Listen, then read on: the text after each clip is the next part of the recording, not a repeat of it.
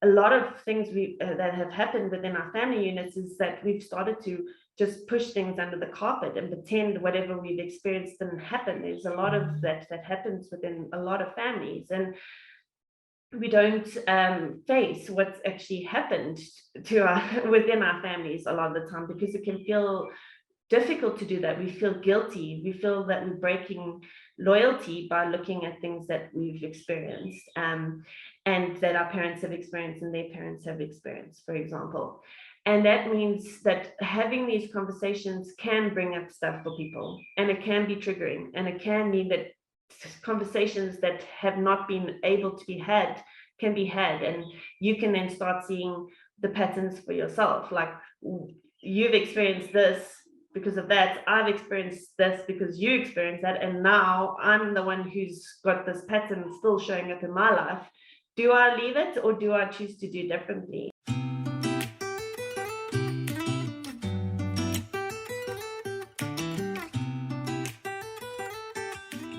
Welcome to the Wildflower Diaries Show, where we have meaningful conversations and contemplations to bring you back to life. I'm Beth, your host and guide, to help you along your healing journey and to really start living life fully. We have forgotten that we are the builders, creators, weavers, lovers, visionaries and dreamers. Through these discussions, learn and implement practices to remember and reconnect to all of who you are.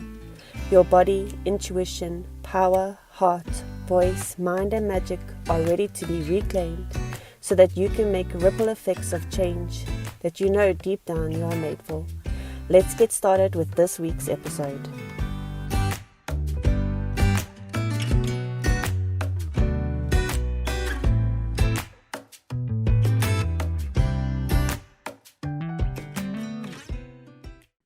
Hi everyone. Really excited to be live again, which is quite strange because usually I would not say that. So yeah, today we're doing episode 3 of the Wildflower Diaries Show, and I wanted to speak a bit more about what we spoke about last week with Jen. And so you would have seen that there was episode 2 was an interview with Jen Murphy from Celtic School of Embodiment. And it was about reclaiming your mythical ancestry. So that is, she works with people with using Celtic mythology, and I've worked with her in the past. And so I wanted to kind of come on here today to talk about reclaiming the stories of your ancestors, why that's something I recommend people looking at doing for themselves, and a little bit more about my journey with that, and also the hang-ups, the things that can kind of come up when you do start looking into this kind of looking into your lineage, looking into your ancestry. So before I start, you can just take a deep breath in and out. And if you are listening to this as a replay, then maybe it's a good time to pause and get yourself a cup of tea or something, and just sink in and allow yourself to receive. I'm going to actually be speaking a bit about how our ancestry can stop us from receiving. So it's going to be an interesting conversation today. So why do I recommend people looking at the ancestry? I'll start there first, because before you even go into it, we often want to know why. So we do pick up things from our ancestral lineages through our DNA. So we pick up cycles, we pick up beliefs, habits, trauma, and it does get passed down from one generation to the next. And there's a lot of research that's now being proving that this is true. So why this is important is because often when we're going through big things in our life and there's something that keeps showing up and we're just like, I don't get it. Why am I still going through the same thing again and again and again? And often that is a pattern and a cycle that needs to be broken, not necessarily just within your own life, but on an ancestral level. It's something that has happened throughout time in your lineage, and it's something that you have been given the invitation to really break that cycle and do things differently. So how this can show up is in every area of your life. So for example, money, that can be you know, you decide to start a business, for example, or you want to go for a let's say you want to go for a raise at work, or you want to go for that managerial position, and all of a sudden you just like, it just feels stuck, you know. And often there is a cycle there around money that has been passed down. You would have seen from your parents, and then you would have been from their parents that they received that. And so, for example, if you were to start a business, but you've seen people in your family had a business and they failed, for example, or it didn't work out, or things went wrong, or they lost everything, and you see that cycle playing out all around you, as soon as you want to do it, it's going to show up for you. You're going to have to work through that fear, and be able to pass through that, really.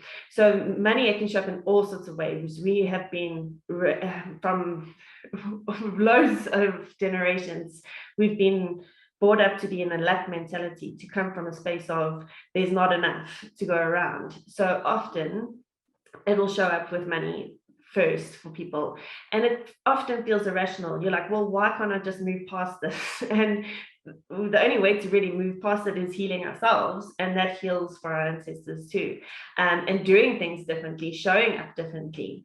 So money is a huge one, where often there is something that is not just you, it's something you've seen in your family, and you'll see it in your cousins, you'll see it in your immediate family, that it's playing out for a lot of people. It's not, and sometimes it might just be that you're noticing it, and that's okay. It's just being able to see that there's these patterns that play out in our families. So money is a big one. The other places that it shows up is in our relationships. So that can be very much like how you show up in your relationships, can be very much based on how you've seen your parents show up in their relationships, but that would have been passed down from generation to generation. So for women, for example, often without us realizing, one of the biggest things that gets passed down is manipulation, and that can be hard for us to look at within ourselves, but often that can be one of the big things that shows up from generation to generation. There's trauma there that needs to be healed. There's also, for example, and this can be triggering when I speak about this, so just a warning of that, is like a lot of our ancestors lost children during in the past, when they were in childbirth.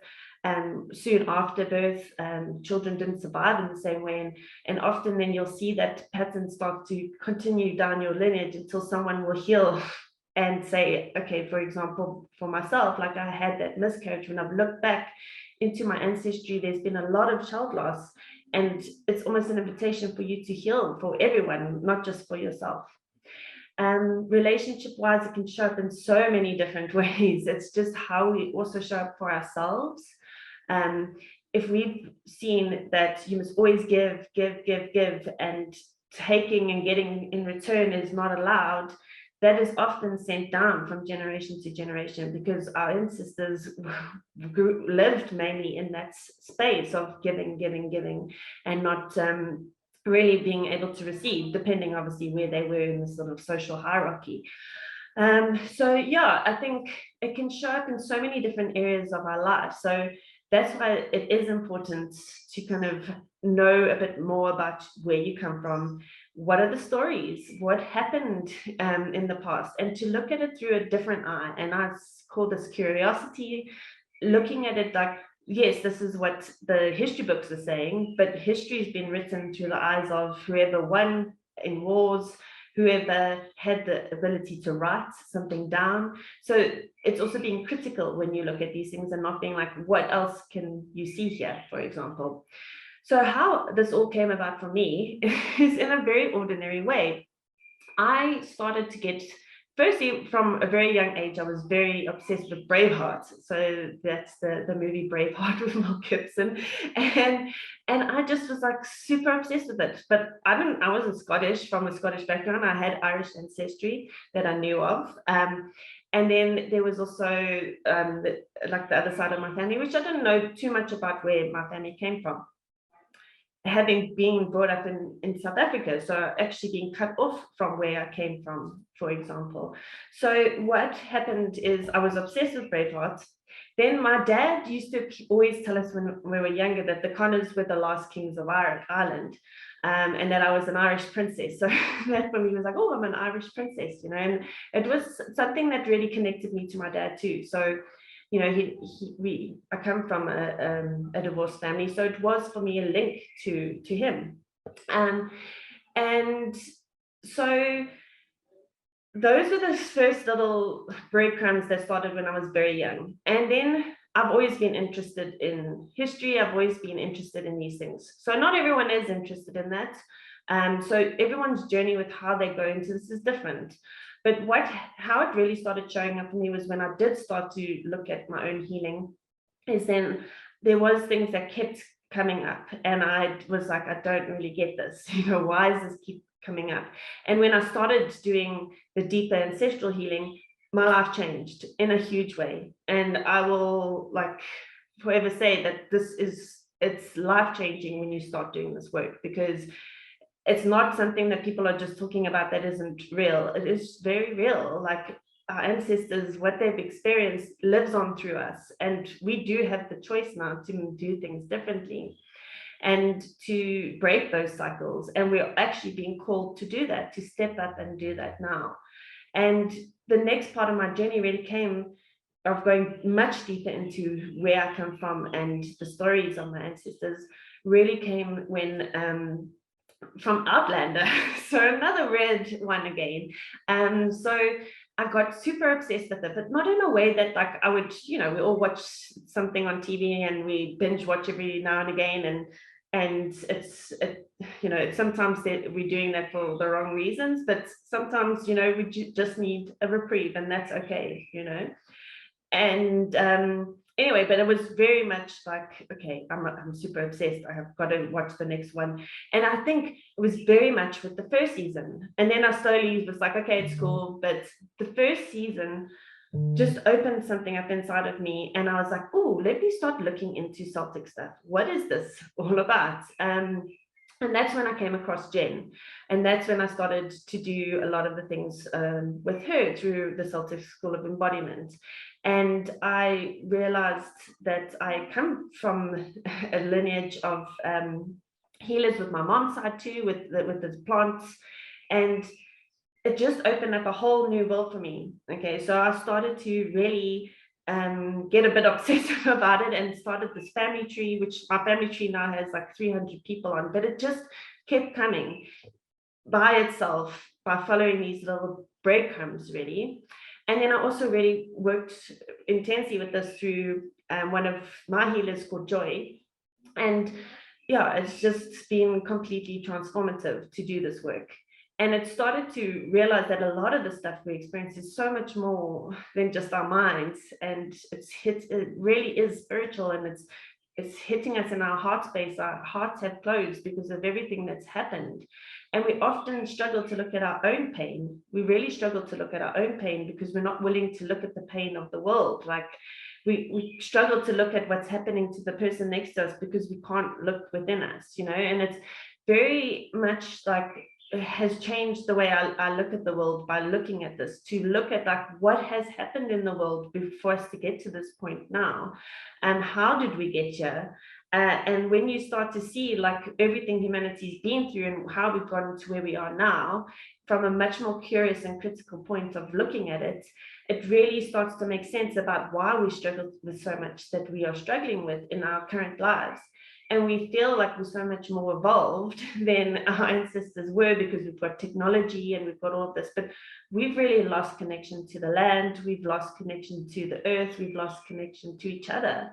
And we really are being called back to reclaiming what did our ancestors go through, what needs healing, so that we can reclaim our connection to each other and to the land and to the earth. And that can sound woo-woo to some people, but it really isn't. I think anyone can go walk in nature and just feel that there's so much more that we're not allowing ourselves to be connected to. And we're feeling lonely, we're feeling lost, we're feeling like, what is the point? And it is because we've lost that connection to something much bigger than what we're allowing ourselves to see. We're just following that sort of timeline of getting the job, the car, the kids, what have you. And I really have found that reclaiming these stories and understanding where my family came from, how they actually end up in South Africa, for example, where I live. Why did they come here? Why have I done a lot of the things I've done? So just a couple of stories from that. What I experienced was when I started to put together this family tree. It like I said, a lot of the stories came from nowhere, and I realized that one of my granddads had actually been one of my great grandparents was born in India, and her father was part of the army there. And when I look at what I've done in my life, that has been completely different. I had a very big tie to India with my previous job, and still have like a very big tie to the people that I worked with. And it just made me see that it's none of it is just happening randomly.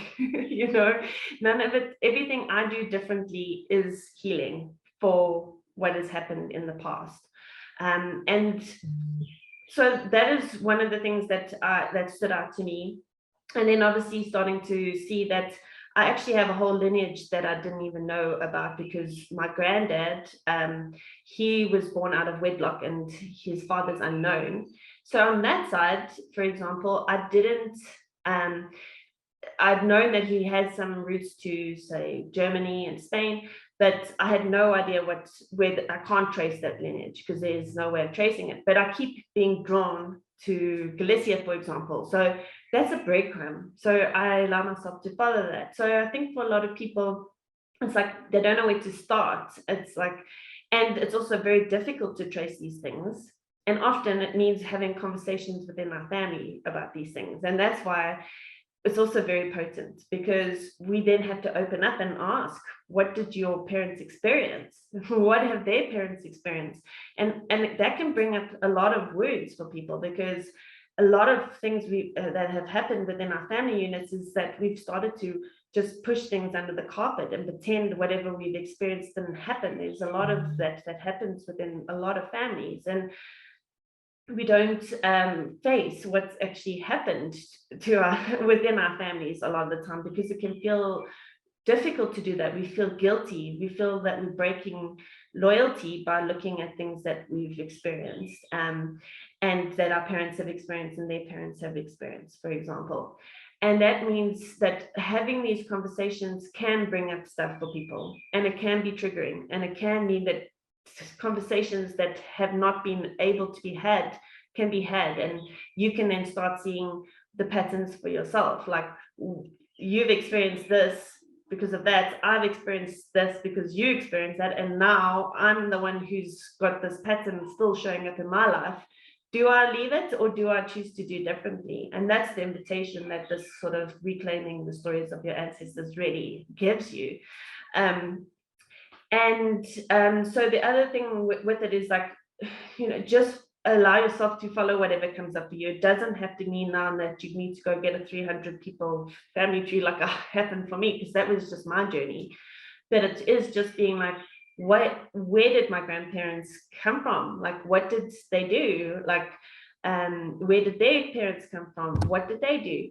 You will start to see a lot of things coming through for you. And the more that we heal this, underneath all of that is the gifts that our ancestors are giving us. And that is also the same thing. A lot of the things that we are very gifted at have been passed down to us through our DNA. And they are something that has been in our lineages for a long time, but often they weren't allowed to be done because of the way certain things have been made evil or wrong. I mean, even the word ancestors has been completely vilified, and a lot of people's indigenous traditions have been completely wiped out. So this is very difficult, traumatic work to work through, and it has to be done with compassion and with treading lightly. not going in all guns blazing, asking our family, what's happened? What have you been through? But having subtle conversations and being willing to have those conversations. And sometimes that's not even available to us if we've got fractured relationships with our parents. So, because that is a reality for a lot of people. And in that case, it's like, okay, well, that is a pattern in itself, more than likely, because if your relationship's fractured with one of your parents, there is 100% likelihood that it's coming from the fact that they've also had fractured relationships and don't know how to show up in a certain way. And it doesn't make any of this right. It doesn't mean that the wounds that we have are any less valid. It just means that it allows us to see the bigger picture of why we are where we're at and what's showing up in our own personal lives, and use that information to kind of heal. And by doing that, it might not show any difference in your family right now, but longer term, it does start to trickle down, because it does start to heal our family around us. And anyone who's done ancestral work will tell you that it does start to show up in our families, because they also get healing from us doing this. They also are the ones that get to experience healing, and that can catch up in a year's time, or might not ever catch up at all, but we still continue to do this work because it changes our lives, and it is changing things for our children. And I think that's the other biggest part of the work, is then how do we show up for the next generations? And that's something, I think, because we've been caught up in a really hectic systems where everything is about having to survive, often we don't have the capacity to even think about some of these things, and we just show up in the same patterns that have been passed on from generation to generation. And then we pass that on with our children. We just do exactly the same thing because we turned out okay. But have we turned out okay when we're just trying to survive and we're not thriving, we're not really living, we're existing? Have we really turned out okay? Like, is that okay? Or is that just something we've normalized as being okay? And these are hard questions to hear and hard things to answer, because it does mean we have to critically look at things that have happened within our families. And that's hard, but we're doing it not just for ourselves. We do it for those generations, but we're doing it for the generations to come. Because do we want an earth to be there for them? Do we want our children to experience what we've experienced? Or do we want them to have an opportunity to live in a completely different way to how we've lived?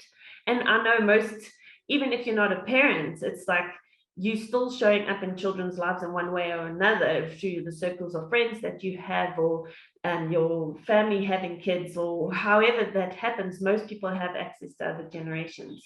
And even the work that you do in the world, the impact you have, the generations to come are going to have that to access to look at, and it's for them to then be able to do things differently, and us to evolve and move forward as humanity.